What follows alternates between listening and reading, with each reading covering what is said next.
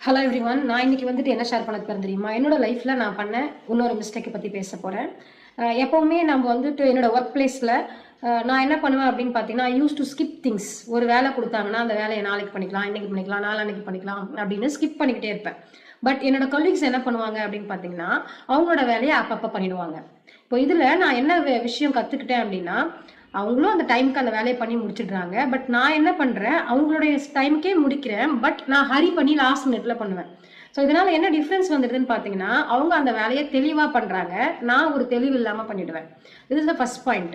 Next point என்னன்னு பார்த்தீங்கன்னா, அவங்க எப்பவுமே நல்ல பேர் வாங்கிடுவாங்க. பட் நான் என்ன பண்றேன், என்னைக்கெல்லாம் என்னால் லாஸ்ட் மினிட்ல சப்மிட் பண்ண முடியலையோ அப்பெல்லாம் ஒரு லேட் சப்மிஷன்ல உட்காந்துடுறேன். So this is the next point. இப்போ இது ரெண்டுத்துக்குமே என்ன பிரச்சனை அப்படின்னு பார்த்தீங்கன்னா, டிசிப்ளின். ஸோ டிசிப்ளின் எவ்வளோ முக்கியம் அப்படின்றதுக்கு இது ஒரு எக்ஸாம்பிள்.